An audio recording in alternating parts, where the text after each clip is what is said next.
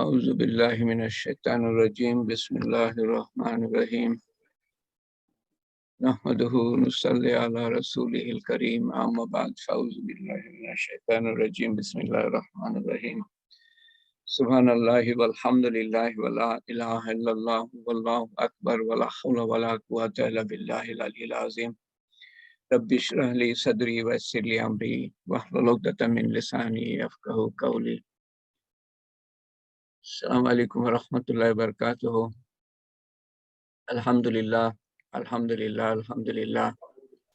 Assalatu wassalamu ala Rasulullah. We thank Allah profusely for all His manifold blessings, worldly and spiritual. And we send salam on Rasulullah sallallahu alaihi wasallam, countless salam.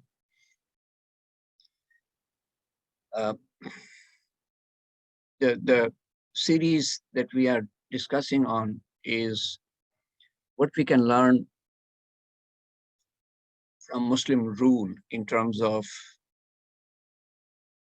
reward and punishment for worldly deeds that they committed and the consequent reward and punishment, so that we may be able to order our lives accordingly. Though we will not be rulers, but there is always lessons to be learned. There are always lessons to be learned. So we started with Rasulullah sallallahu alaihi wasallam, and then on to Khulafai Rashidin, and then on to the Umayyads. And we spent, I think, 5 halakas on Khalifa Umar bin Abdul Aziz, and two on the Umayyads in general, and then 5 halakas on Umar bin Abdul Aziz, Rahmatul alayhi. And today we start with the Abbasid period. I will try at my best to go up to Harun al-Rashid. You know, I want to give you the highlights first, but sometimes in a little bit of detail about some of the monarchs. They called themselves Khalifas, but they were not Khalifas in the true sense of the term Khalifa. I'll give some highlights about them. And then not today and not the day after or the halka after, which is next Sunday, but possibly 2 Sundays from today, I will try to draw some lessons from the Umayyads as well as the Abbasids combined, or maybe I'll talk about the Uthmania dynasty and then some words about the Mughal dynasty.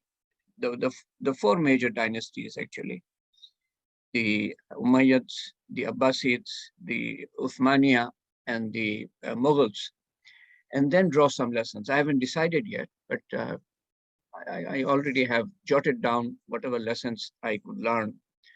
So at some point, we'll talk about the lessons, but the highlights first. About the Abbasids first, introduction. Bismillahir Rahmanir Rahim. So the Abbasid Khilafat is the second of the 2 famous Khilafat dynasties of the Muslim empires. The other big dynasty that follows the Abbasids is the Uthmania, but they call themselves sultans, even though they held the title of Khalifas from 1517 onwards. But they were primarily sultans. And then the Mughals were emperors. So the Abbasids were the second of the 2 famous Khilafat dynasties.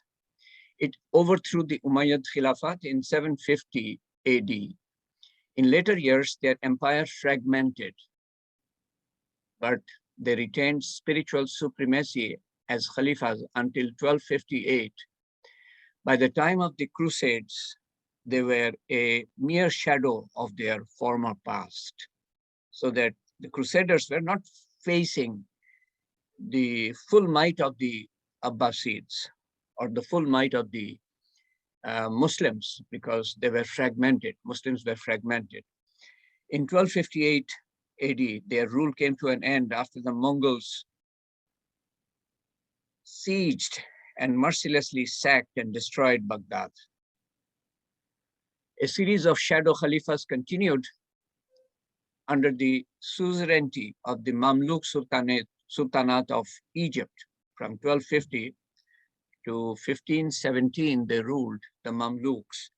So after the Abbasids were driven, actually, whoever could be killed were killed by the Mongols, but whoever could escape went to Egypt, and they were accepted as nominal Khalifas, spiritual heads, until 1517 AD, when Sultan Selim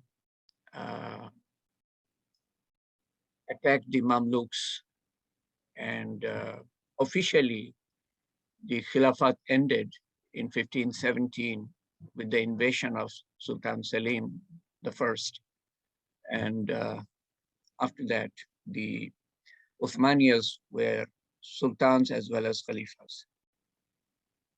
In 1517, with the conquest of the Mamluk Sultanate, Selim I of the Ottoman Sultanate, and the Ottomans, they established themselves in 1299, and they ended after the First World War.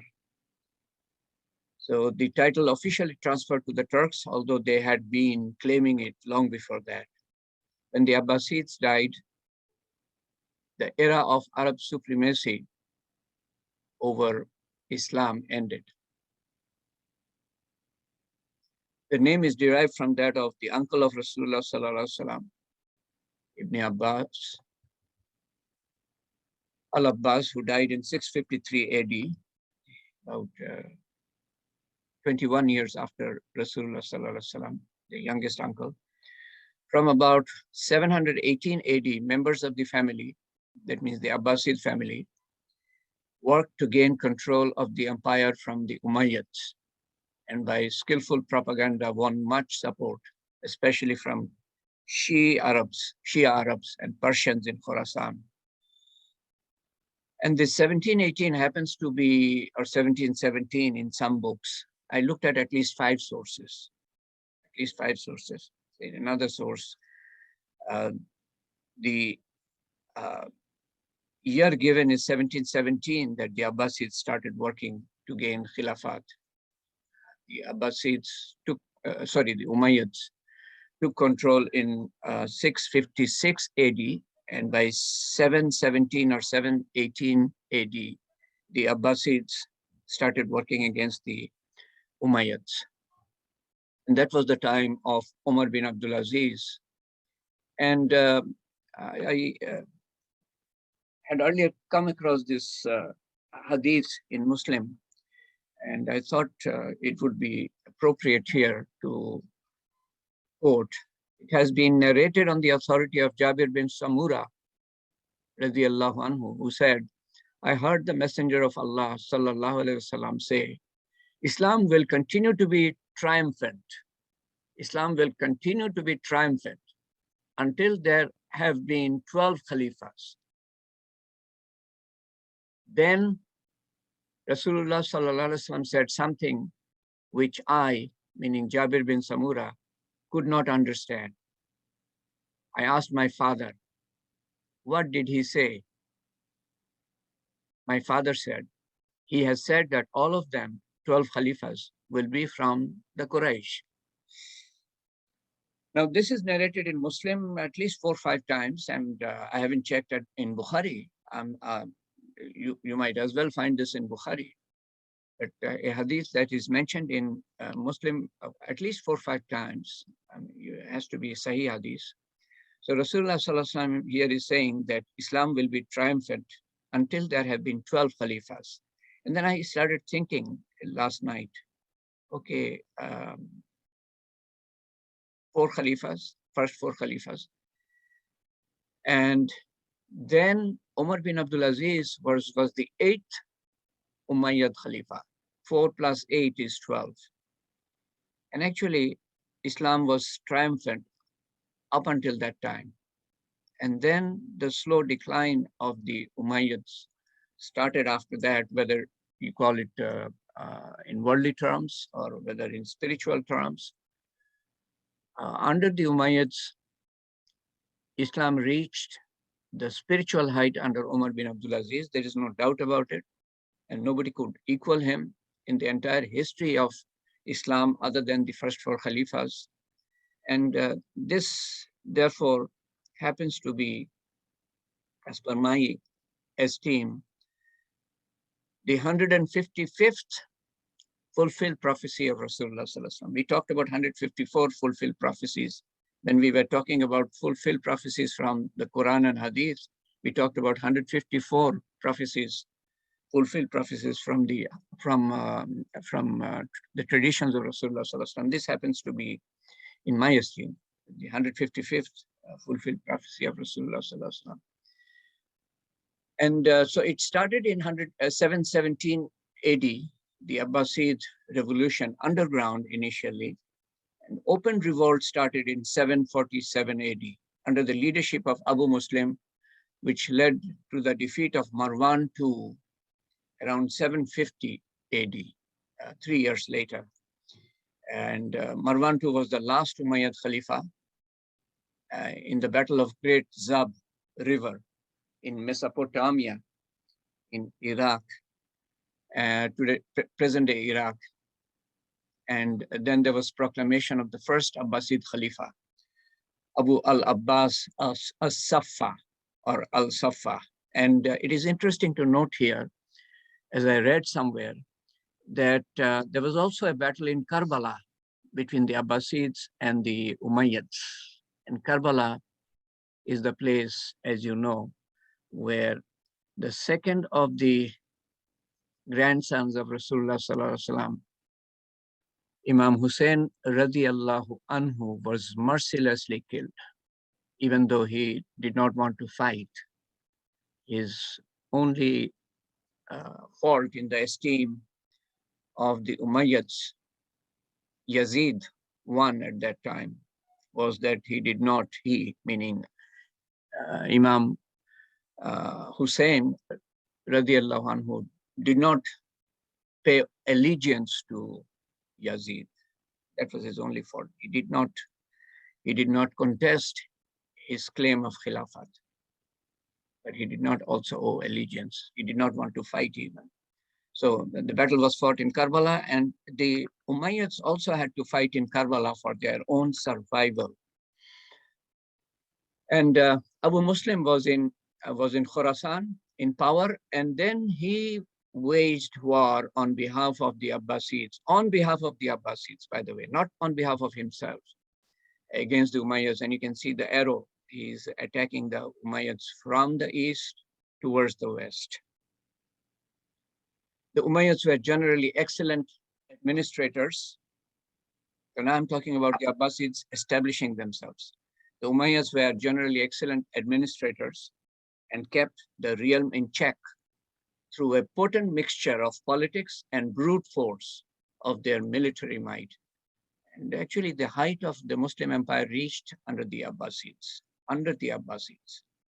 all the way to Spain, from Spain to Sindh. And as I had mentioned, about 40 present-day kingdoms were under them.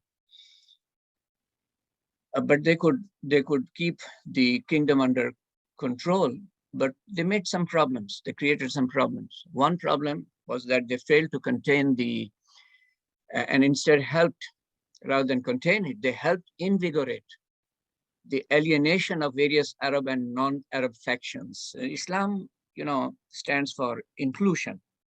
As Rasulullah Sallallahu Alaihi Wasallam said, there is no difference in the esteem of Allah Ta'ala between Arab and non-Arab, and between the white and the brown, etc., etc. The only difference is in terms of taqwa. But Umayyads somehow created the Arab Muslims as first-class citizens, and new Arab converts were second-class citizens, and non-Muslims were third-class citizens to them. So they alienated various Arab and non-Arab factions, most notably the Shias and the Persians. And if you look at the map, the Shias and the Persians and the Khorasanians in terms of area, they formed a huge bulk of the area of the Umayyads, but they were alienated. These people were alienated, especially in Central Asia. Moreover, by the end of their era, the Umayyad era, the inner circle of the ruling family had a falling out. Their unity was shattered. And united we stand and divided we fall. And Rasulullah wanted to see his ummah united. The inner circle was divided. Their unity was shattered. So how can they stand? And when they do not see everybody as equals, how can they stand strong? And their grip on the empire loosened.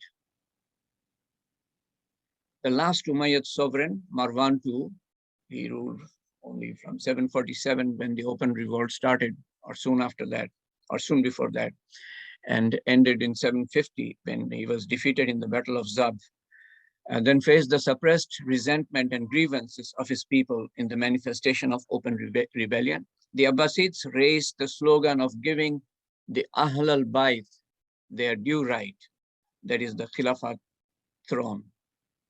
So sloganeering was present even during that time. And they found a very apt, potent slogan. That means give the Ahl al-Bayt their due right. But what is Ahl al-Bayt? That they did not define. Does it mean the family of Rasulullah sallallahu alaihi wasallam from Fatima radiallahu anha, the Alids? Or does it mean the family of Rasulullah sallallahu alaihi wasallam from Abbas radiallahu anhu? They did not define that. And I'll talk about that in a minute.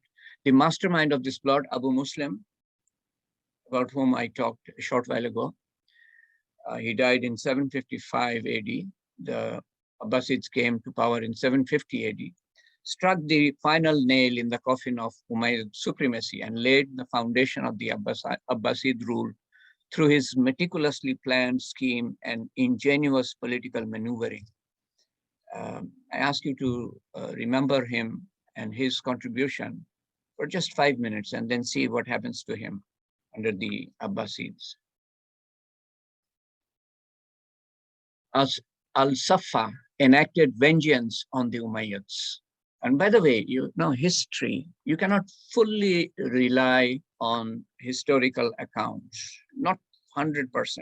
But as I said, I've looked at 5 different sources and they say similar things, pretty similar things, you know, about many of the events. And whatever I will narrate in relation to the vengeance on the Umayyads by As-Safa and later on is based on historical accounts. And Allah knows best to what extent these accounts are true. But there must be some truth. You cannot write history on complete falsehood. Somebody or the other will point it out later on, and your falsehood will be brought to light. So he, As-Safa or Al-Safa, spared neither the living among the Umayyads nor the dead. And this is what history records, or at least some history records about the dead. Umayyad graves in Syria were dug out and their remains were torn and burned, and the living male members were all massacred. Those who went into hiding to escape a horrid fate were lured out with a dinner invitation and promises of safety and reconciliation, general amnesty, only to be treacherously murdered in plain sight of the ruling party, whose members continued to feast, indifferent to the moans of their dying victims. Allah knows best. Only a young survivor named Abdul Rahman escaped this slaughter. You know, Islam preaches tolerance and forgiveness, and raced all the way across the Abbasid realm to Spain. And that was going all across northern Africa onto Spain. And Spain was, the conquest of Spain started in 711 AD under Tariq bin Ziyad, and raced all the way across Abbasid realm to Spain, where he founded the Emirate of Cordoba in 756 AD. Abu Abbas as-Saffa died just 4 years after assuming the office. So that's the end of as-Saffa and his cruelty. Your monarch, but as long as Allah Ta'ala grants you life and Allah Ta'ala grants you power, people forget that. Monarchs forget that. The scepter was then taken up by his younger brother Jafar, titled as Al-Mansur, one who is victorious. One who is victorious. Allah gives victory. This trend of adopting and inspiring titles was continued by later Abbasid rulers. Monarchs forget that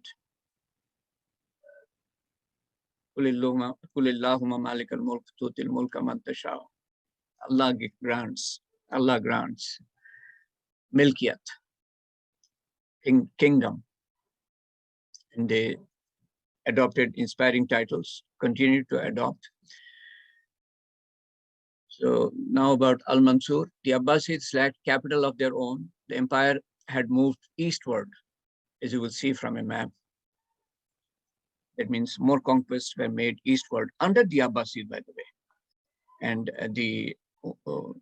under the Umayyads. And the Abbasids did conquest, but not so much.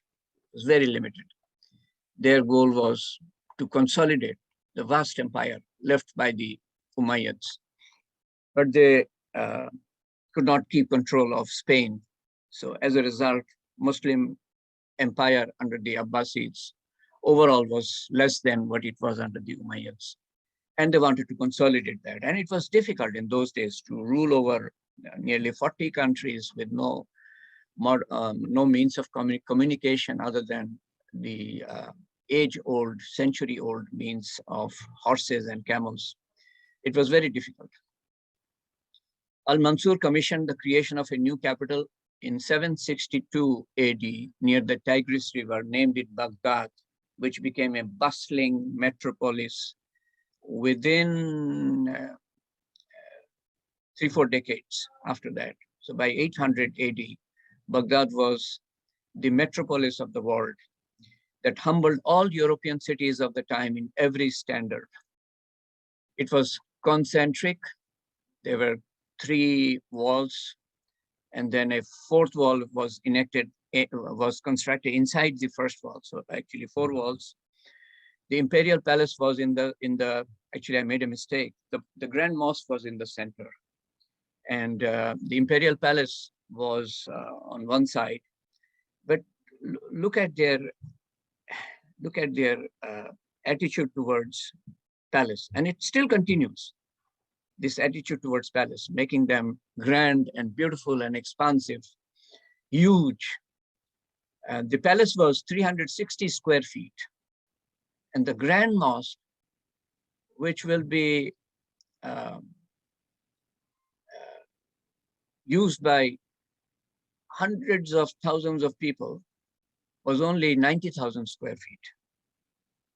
And this is Baghdad, the outline of Baghdad, actually. Between 150 Hijra and 300 Hijra. And in 1833, William Muir, he depicted this based on historical accounts.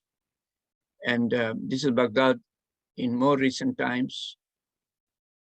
You can see the Tigris. This is Baghdad, northwestern part of Baghdad. And this is one of the city's oldest structure that still stands today, and was built by Khalif Muqtafi from 901 to 907, who ruled between that period. So he built this, and it still stands today.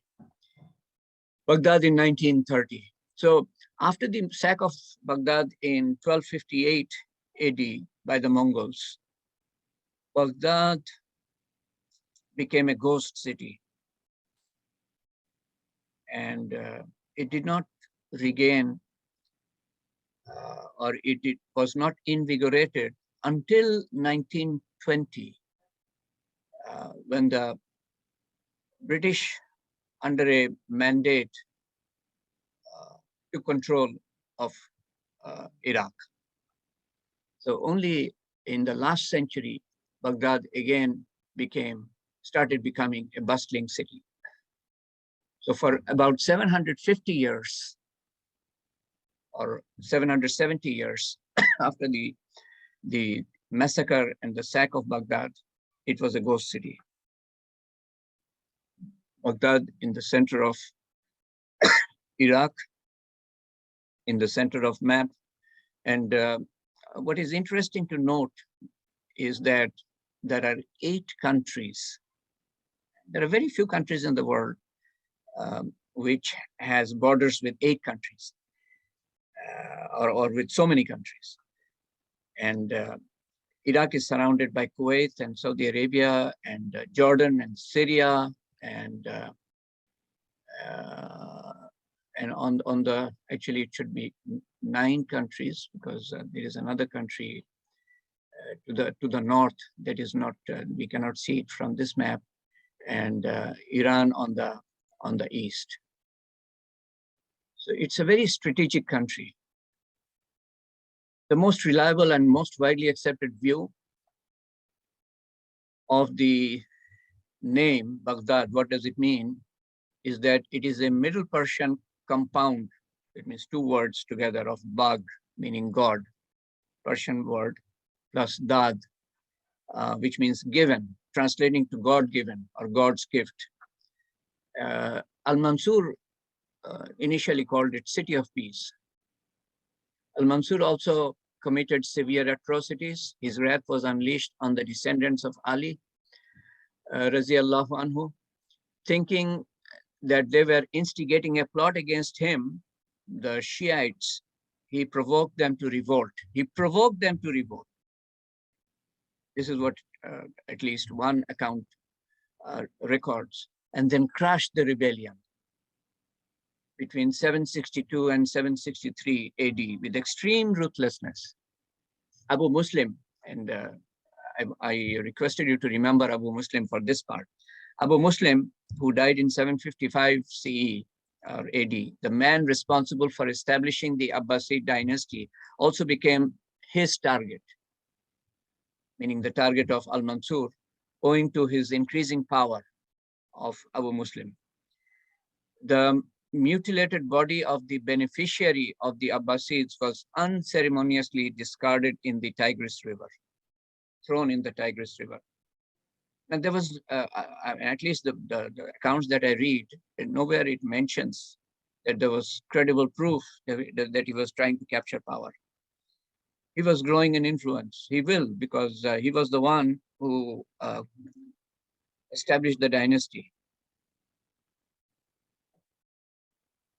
You know, this is what happens.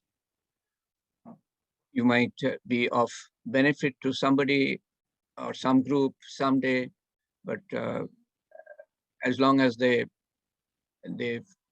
see you as a threat, you can be dumped. And in this case, his body was mutilated, and you don't need to give him a good burial. He was thrown in the Tigris. And the irony is that in the same river, the waters of the same river washed or carried the blood of 1 to 2 million Muslims when the Mongols sacked and carried out genocide in Baghdad 500 years later. The cruelty of both As-Saffah and Al-Mansur to their opponents crossed all boundaries of humanity. History.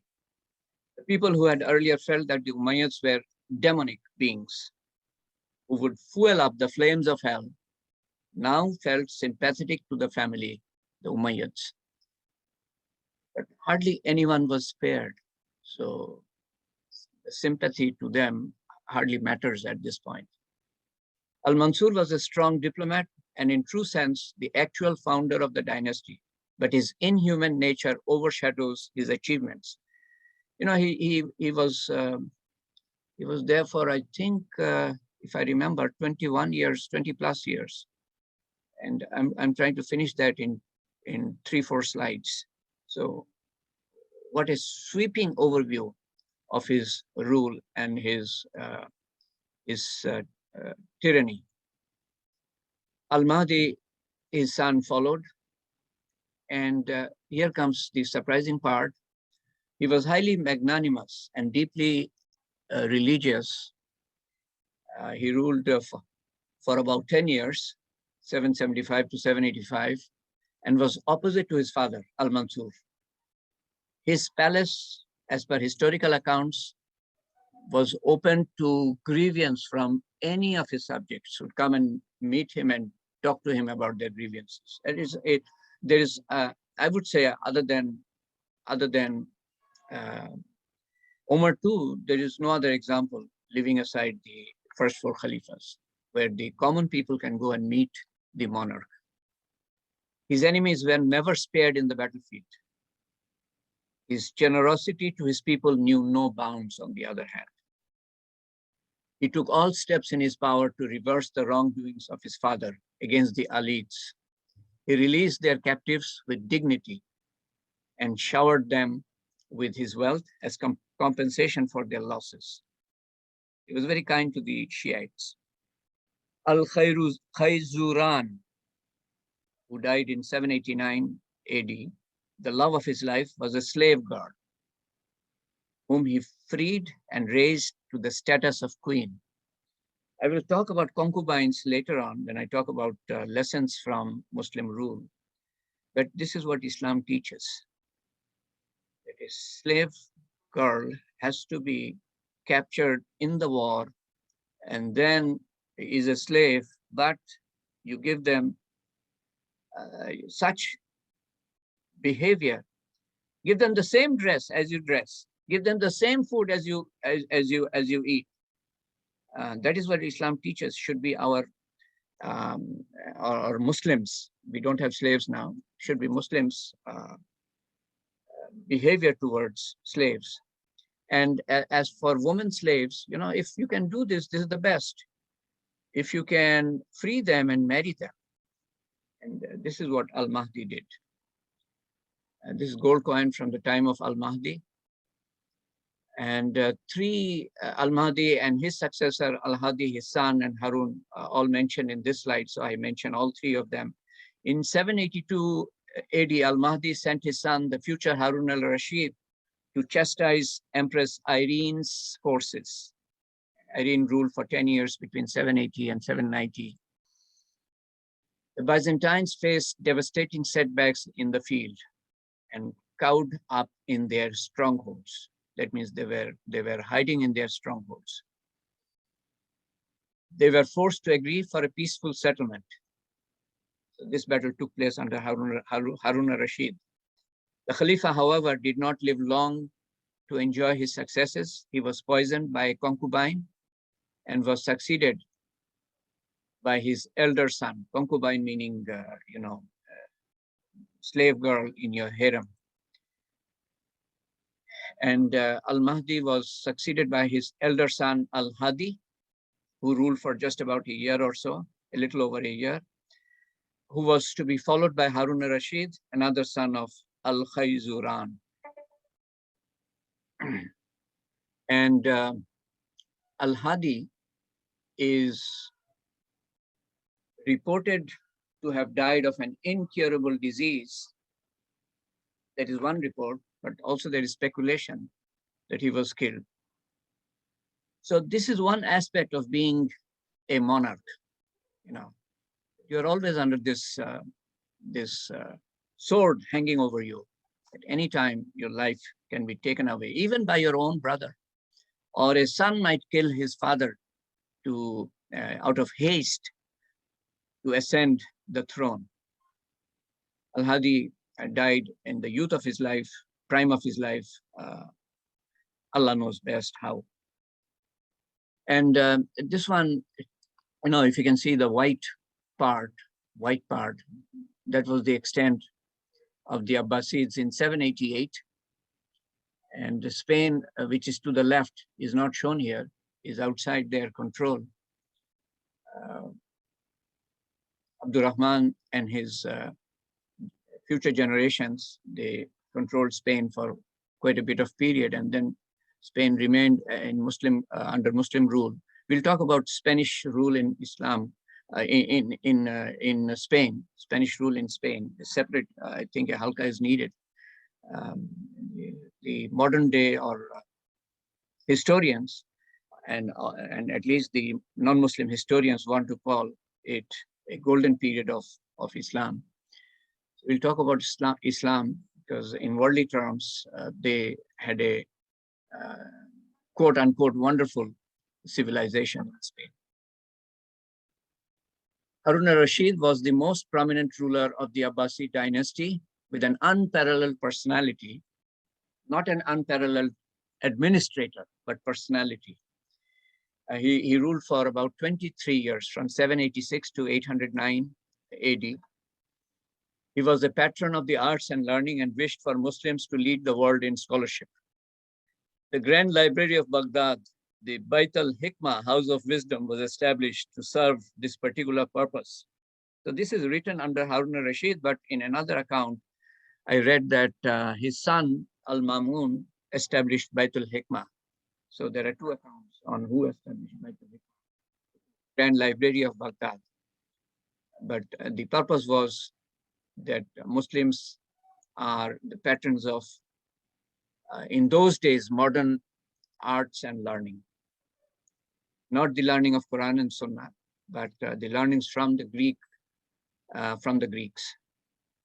Here, the classic works of the Greeks were translated into Arabic, and in time, these works did indeed serve to fuel the greatest minds of Europe to give the world a rebirth, the Renaissance. It is said that elsewhere, it is said that if the Arabs did not preserve and translate the Greek works, then the Europeans could not have put their hands on the Greek works. It is from the Arabic that the Europeans got the Greek work. The European scholars, they learned Arabic under the Muslims in Spain, and they translated from Arabic the Greek works into their languages. So without, in other words, if I make a case here, in other words, without the Arabs, you would not possibly have had the Renaissance in Europe, the so-called modern Renaissance in Europe in the 17th, 18th, 19th centuries.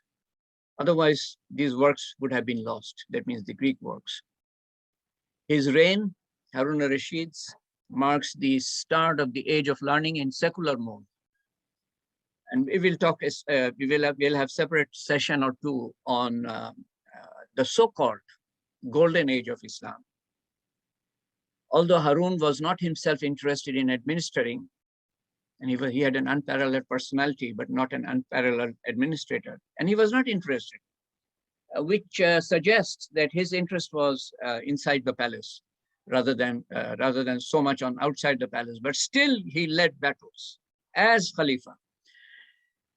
So administering the state, he entrusted the task to the most talented and honest persons available. Meritocracy. Otherwise, you know, the Abbasids could not have reigned, ruled for so many years, for about 500 years in Baghdad. Not only did his government make great advances in administration, but he also showed great competence in battle. Just as in the time of his father, the Byzantines once again breached the peace treaty and invaded the Muslim realm in 806 AD. So they again invaded during the time of Harun al-Rashid. And he had 3 more years to live after this. 806 AD, the Byzantines once again attacked. Upon reading an insulting letter from the Byzantine Emperor Nicephorus, who ruled from 802 to 811 AD, Harun was ripe with fury and responded as follows. From Harun, the commander of the faithful, to Nicephorus, the dog of a Roman. Verily, I have read thy letter. The answer, thou shalt behold. Thou shalt behold, not here. You will see my answer. You will see my answer. The Khalifa made immediate preparations, took the field himself, and inflicted upon his foes such a terrible defeat that they were forced to accept even further humiliating terms of peace. During Harun's reign, a major change in the dynamics of the power took place. The western province of Ifriqiya, the present term is Africa. So the Western Africa was the western province of Africa. So that is the western province for the Abbasids, but it was North Africa actually.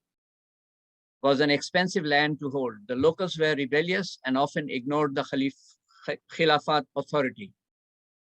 It was in this time that a prominent statesman, Ibrahim ibn Aghlabad, approached the Khalifa with a solution. He asked for the region to be bestowed as a principality to him and his family, and in return promised not only to swear fealty, allegiance to him, that means Harun al-Rashid, as his suzerain, but also to pay a fixed annual tribute to Harun al-Rashid. And that was a very good solution for the Khalifa. He would be spared of expenses in maintaining control over Ifriqiya, and he will get an annual tribute. And hence the Aghlabids, and they ruled for 109 years in Ifriqiya, and that started actually the smaller dynasties, some of them under the patronage of the Khalifa, and some of them without the patronage of the Khalifa. That means they became independent. Without his realization, Harun's empire had started a long course of disintegration. Al-Rashid decided to focus on the rebellion of Rafi ibn al-Layth in Khorasan and died while he went to quell the rebellion. So it is not that he was solely in the palace in Baghdad, but he took to battle whenever needed. And that is something you cannot find in more recent times. Military operations by the Khilafat were minimal overall for the Abbasids.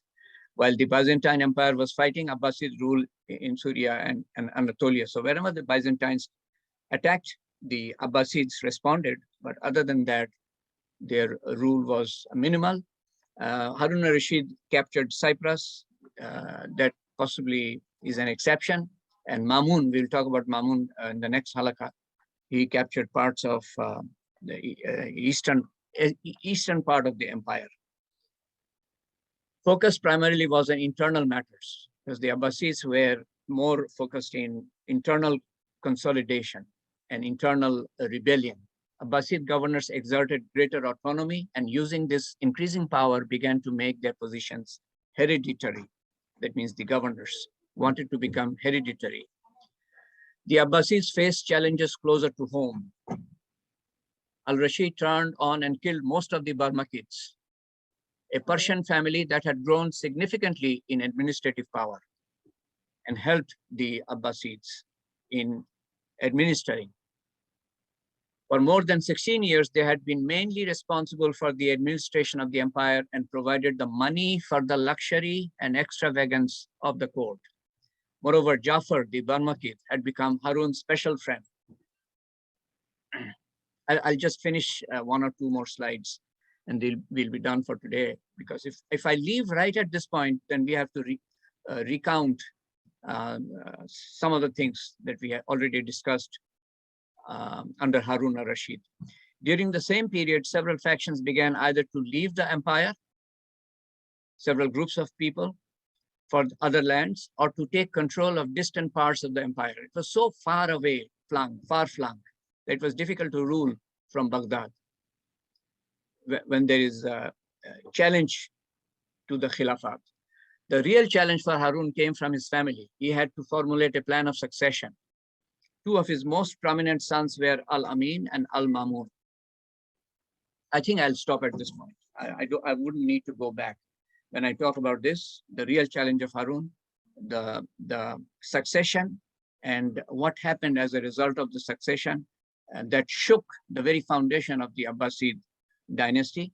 And then I will move on to Mamun and the remaining part of the Abbasid period.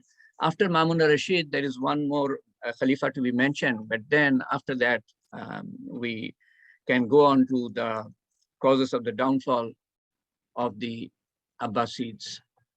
And then I think we will talk about Spanish rule or Muslim rule in Spain. And then we will draw, then possibly, I don't know if I will want to draw the lesson at that point or after we talk about the Ottomans and the Mughals. So much so for today. I just want to conclude with a few words, which is in line with what we have discussed so far today, and then go on to dua. See, the more I get to know about the pomp and grandeur of monarchs and their tyranny and their injustice, and they're going all out to retain their power, the more I feel thankful for blessing us with relatively modest, well-to-do life, that we are not in the midst of such test and tribulation as these people were, these monarchs were. The more I am reminded that after Allah destroys everything, all creatures, including the angels, everybody will be destroyed, meaning life taken away. He will ask, where are the kings and tyrants and the arrogant ones? I'll talk in more detail about this one later. Allah Ta'ala will ask, and there is nobody to answer. Where are the kings of the world? Where are the tyrants? Where are the arrogant ones? Nobody to answer, and he will say, I am the king, I am the king, I am the king. I'm saying in a nutshell, very briefly. The more I feel grateful that we are not part of that, that web of tyranny and arrogance, hopefully.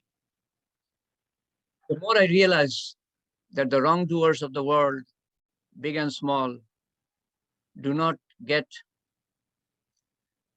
to understand few things, the more thankful I feel, and we should be. They do not get that there must be a creator. If you know, you have fear of the creator and Hisab and the Akhirah, how can you do the things that history describes they did?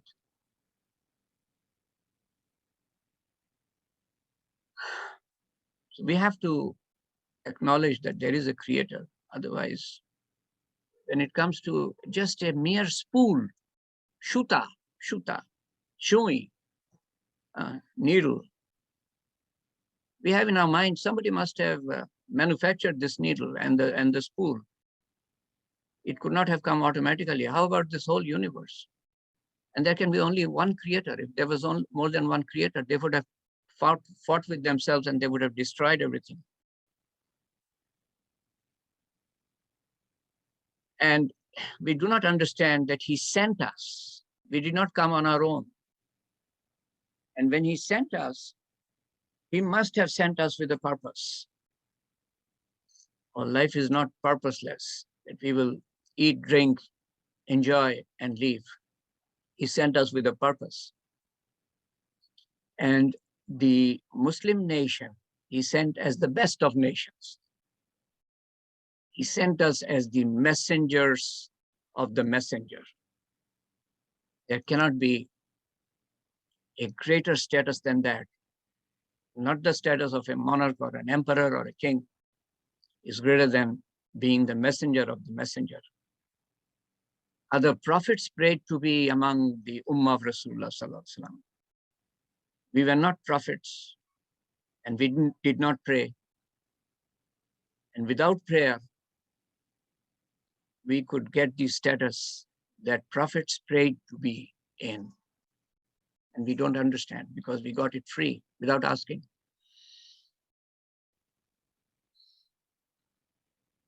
So as the messengers of the messenger, what does he want us to do?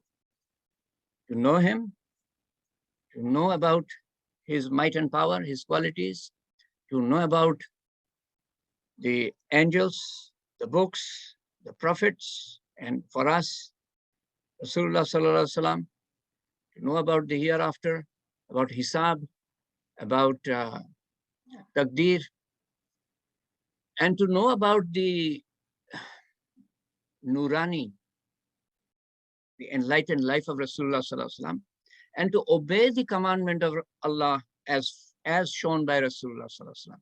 That success lies in following his commandments in the manner shown by Rasulullah sallallahu alaihi wasallam.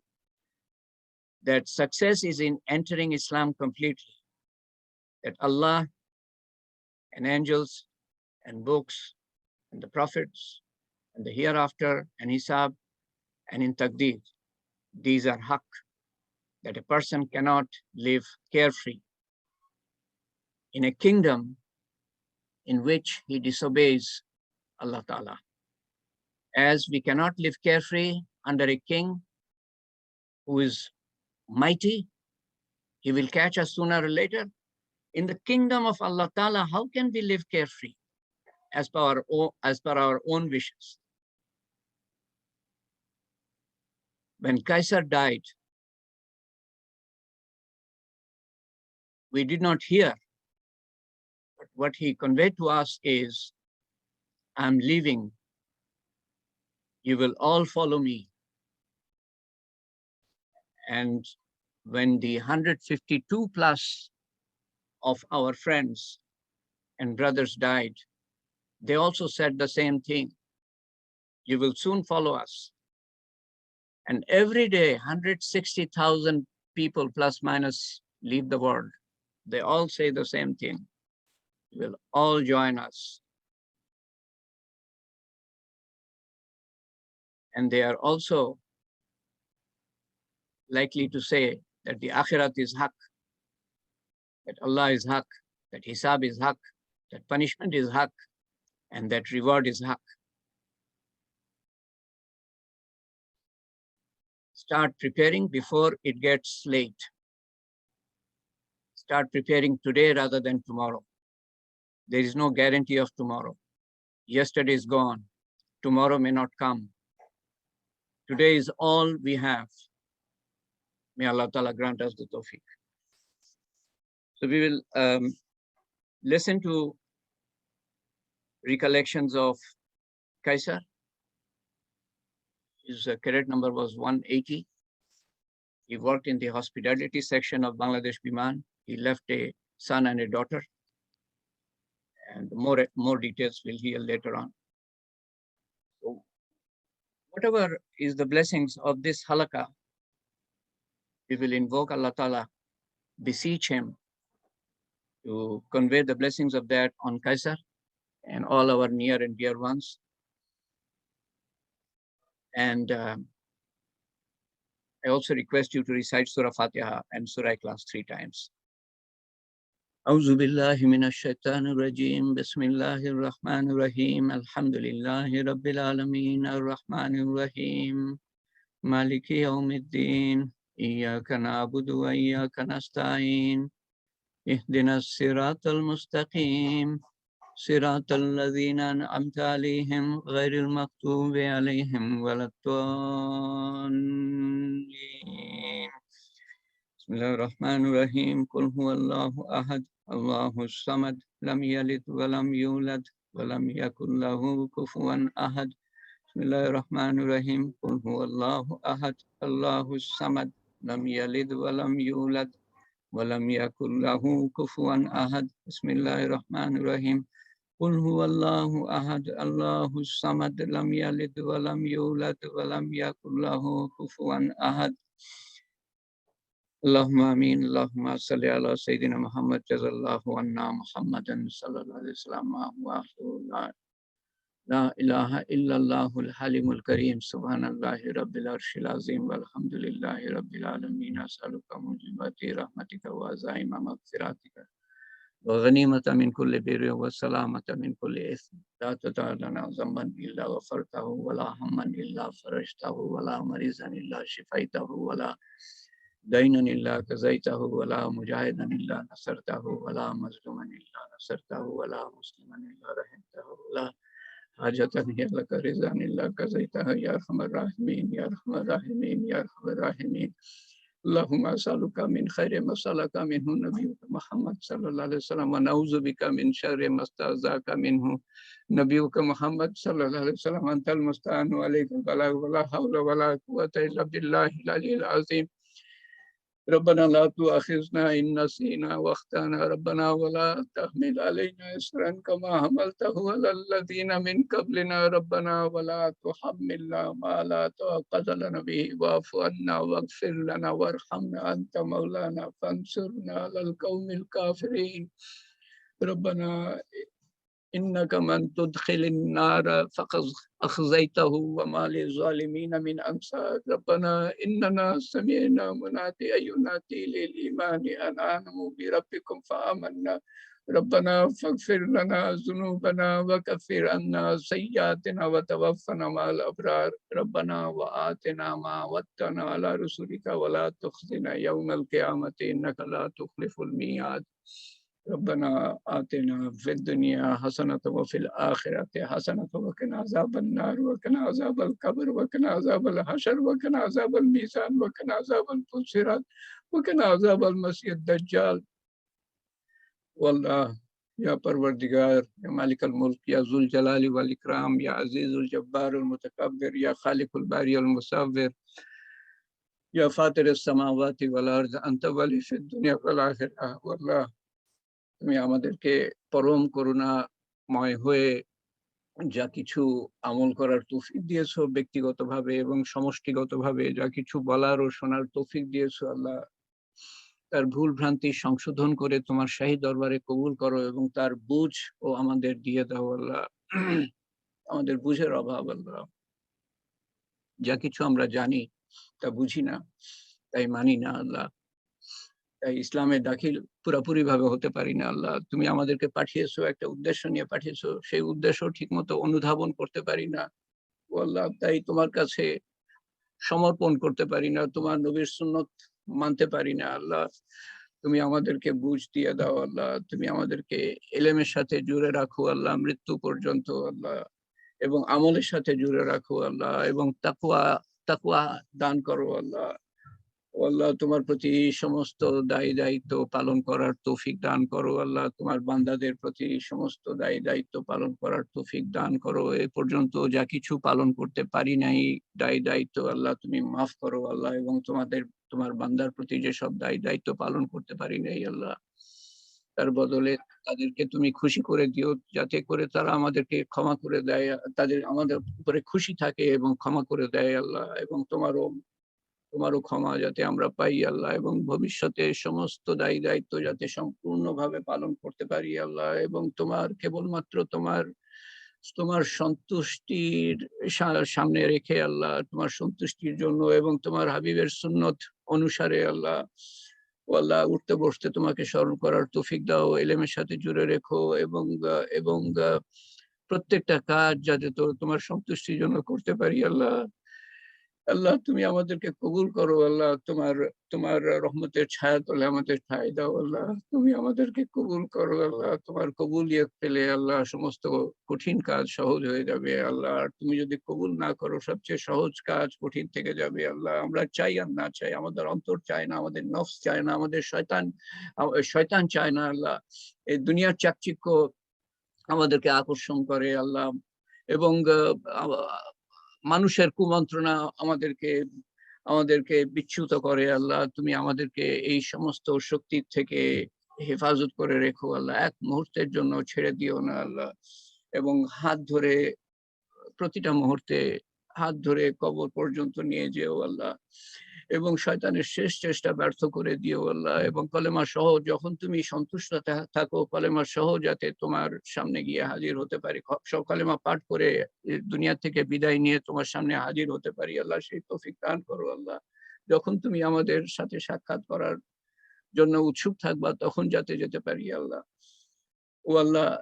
এবং আমরা যা কিছু পাঠ করেছি আল্লাহ, আল্লাহ তার সওয়াব রাসূল করিম সাল্লাল্লাহু আলাইহি ওয়াসাল্লামের কাছে পৌঁছে দিও আল্লাহ, এবং তার সওয়াব পৌঁছে দিও কায়সারের কাছে, আমাদের ভাই কায়সার তোমার হাওয়ালায় আছে আল্লাহ, তার কাছে পৌঁছে দিও, এবং আমাদের সমস্ত আত্মীয় স্বজন, প্রিয়জন, নিকটজন, আপনজন, বন্ধু বান্ধব, শিক্ষক শিক্ষয়িত্রী যারা তোমার কাছে আছে, আমাদের কলেজের সাথে জড়িত যারা যারাই তোমার কাছে হাজিরা দিয়েছে আল্লাহ, সবার কাছে পৌঁছে দিও। আমাদের পিতা মাতা, আমাদের শ্বশুর শাশুড়ি, আমাদের সন্তান সন্ততি যদি কেউ হাওয়ালায় থাকে আল্লাহ, আমাদের স্বামী, কারো স্ত্রী যদি তোমার হাওয়ালায় থাকে, ও আমাদের দাদা দাদি, নানা নানি, চাচা চাচি, ফুপা ফুপু, খালা খালু, মামা মামি, আত্মীয় স্বজন তথা সমস্ত মুসলমানের কাছে পৌঁছে দিও আল্লাহ। তুমি তাদের রাজা মাফ করে দিও আল্লাহ, তুমি তাদের কবরকে প্রশস্ত করে দিও আল্লাহ, এবং তুমি তাদের কবরকে নূর দিয়ে পরিপূর্ণ করে দিও, তুমি তাদের কবরকে জান্নাতুল ফেরদৌসের বাগান বানিয়ে দিও, এবং আমাদের প্রতিও তোমার সর্বোত্তম ব্যবহার দেখিও, আমরাও যখন কবরবাসী হব আল্লাহ, আজকে বা কালকে বা পরশু আল্লাহ, তুমি আমাদের প্রতি সর্বোত্তম ব্যবহার দেখিও আল্লাহ, তাদের এবং আমাদেরকে আল্লাহ কিয়ামতের দিন আরশের নিচে ছায়া দিও আল্লাহ, আমাদের হিসাব সহজ করে দিও আল্লাহ, আমাদের হিসাব সহজ করে দিও আল্লাহ, আমাদের হিসাব সহজ করে দিও, আমলনামা ডান হাতে দিও আল্লাহ, আমাদের নিশ্চিন্ত মনে রেখো সেই কঠিন দিনে আল্লাহ, এবং তাদের এবং আমাদেরকে চোখের পলকে পুলসিরাত পার করিয়ে দিও আল্লাহ, ও আল্লাহ। সেই পুলসিরাত তো আমাদের পক্ষে পার করা সম্ভব না যদি তুমি পার করিয়ে না দাও আল্লাহ, এবং জান্নাতুল ফেরদৌস তোমার হাবিব বলেছেন, তোমার কাছে বেহেশত চাইলে জান্নাতুল ফেরদৌস চাই, সেই কারণেই সাহস করছি তোমার কাছে জান্নাতুল ফেরদৌস চাওয়ার। আমরা তো তোমার সামনে দাঁড়াবারই যোগ্যতা রাখি না আল্লাহ, তুমি আমাদেরকে দয়া পরবশ হয়ে আল্লাহ, পরম করুণাময়, পরম দয়াময় হয়ে আমাদেরকে সবাইকে, তাদেরকে এবং আমাদেরকে জান্নাতুল ফেরদৌসে দাখিল করো, যাতে আমরা একত্রিত বাস করতে পারি চিরদিন, চির রিউনিয়নে আমরা বাস করতে পারি জান্নাতুল ফেরদৌসে আল্লাহ, ও আল্লাহ।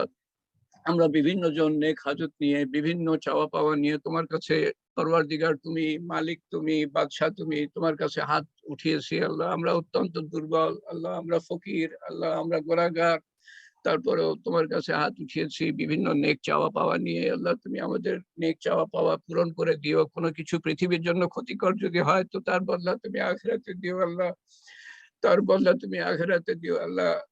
আর আমরা বিভিন্ন বিপদ আপদে হাত উঠিয়েছি আল্লাহ, আমরা বিভিন্ন অসুখ বিসুখের কারণে হাত উঠিয়েছি, আমাদের অনেক ভাই অসুস্থ আছে আল্লাহ, তারা কেউ হাত উঠিয়েছে, বা তাদের বন্ধুরা কেউ হাত উঠিয়েছে, বা আমি সবার জন্য হাত উঠাচ্ছি আল্লাহ। আমি জানি কারা অসুস্থ, এবং তুমি জানো আরো ভালো আল্লাহ কে কে অসুস্থ আছে, এবং তাদের আত্মীয় স্বজন অসুস্থ থাকতে পারে, আমাদের আত্মীয় স্বজন অসুস্থ থাকতে পারে আল্লাহ, আমাদের বন্ধু বান্ধব অসুস্থ থাকতে পারে আল্লাহ, আমাদের সন্তান সন্ততি অসুস্থ থাকতে পারে আল্লাহ, সবার অসুখ বিসুখ তুমি সারিয়ে দাও আল্লাহ, তুমি নিমেষের মধ্যে সবাইকে সুস্থ করে সমস্ত সমস্যার সমাধান করে দিতে পারো আল্লাহ, তুমি আমাদেরকে কবুল করে নাও আল্লাহ, তোমার রহমতের ছায়া তলে আমাদের ঠাঁই দিও আল্লাহ, তোমার মাগফিরাত যাতে আমাদের ঘিরে থাকে আল্লাহ, তোমার হেফাজত যাতে আমাদের সাথে সর্বদা থাকে আল্লাহ, আল্লাহ তুমি আমাদেরকে কবুল করে নাও আল্লাহ, আমাদের তুমি অন্তর্যামী, আমাদের মনের মধ্যে কি চাওয়া আছে তুমি জানো আল্লাহ, তুমি তা কবুল করে নিও আল্লাহ, আমাদেরকে একত্রিত করে রেখো আল্লাহ, আমাদেরকে জুড়ে রেখো আল্লাহ, আমাদেরকে দুনিয়ার ধোঁকা আর শয়তানের ধোঁকা থেকে এবং নফসের তাড়না থেকে রক্ষা করে তুমি আমাদেরকে আমাদের গন্তব্যস্থল জান্নাতুল ফেরদৌসে পৌঁছে দিও আল্লাহ, পরম দয়াময় হলে সবাইকে যদি তুমি বেহেশত দিয়ে দাও আল্লাহ, জান্নাতুল ফেরদৌস দিয়ে দাও, তোমার কোনোই ক্ষতি হবে না, আর সবাইকে যদি তুমি দোজখে ফেলো তোমার কোনোই লাভ হবে না আল্লাহ, তুমি তোমার শান মতো চাইতে পারলাম না, তোমার শান মতো দান করো, তোমার শান মতো হেফাজত চাইতে পারলাম না আল্লাহ, তুমি তোমার শান মতো। اللهم إنك عفو كريم تحب العفو فاعف عنا ربنا ظلمنا أنفسنا وإن لم تغفر لنا وترحمنا لنكونن من الخاسرين ربنا لا تزغ قلوبنا بعد إذ هديتنا وهب لنا من لدنك رحمة إنك أنت الوهاب يا قاضي الحاجات يا رفيع الدرجات يا حلال المشكلات يا موجب الدعوات برحمتك نستغيث يا أول الأولين يا آخر الآخرين يا أكرم الأكرمين يا أرحم الراحمين يا راحم المساكين يا ذي القوة المتين ربنا تقبل منا إنك أنت السميع العليم وتب علينا إنك أنت التواب الرحيم الله আমাদের বংশধরদের জন্য দোয়া করছি আল্লাহ কিয়ামত পর্যন্ত যারা আসবে তাদেরকে তুমি হেদায়েত এবং হেফাজতের মধ্যে এবং রহমত এবং মাগফিরাতের মধ্যে রেখো আল্লাহ সমস্ত মুসলমানকে হেদায়েত দিও আল্লাহ এবং তাদের সন্তান সন্ততিদেরকে হেদায়েত দিও রহমত এবং মাগফিরাত করো আল্লাহ কিয়ামত পর্যন্ত আল্লাহ সমস্ত মানুষকে হেদায়েত দিও আল্লাহ এবং তাদেরকে তাদের সন্তান সন্ততিকে হেদায়েতের মধ্যে রেখো রহমত করো মাগফিরাত করো আল্লাহ ربنا تقبل منا انك انت السميع العليم وتب علينا انك انت التواب الرحيم سبحان ربك رب العزة عما يصفون وسلام على المرسلين والحمد لله رب العالمين وحمد لا اله الا الله محمد رسول الله صلى الله عليه وسلم لا اله الا انت سبحانك انا كنا من الظالمين امين يا رب العالمين يا رب العالمين امين يا رب العالمين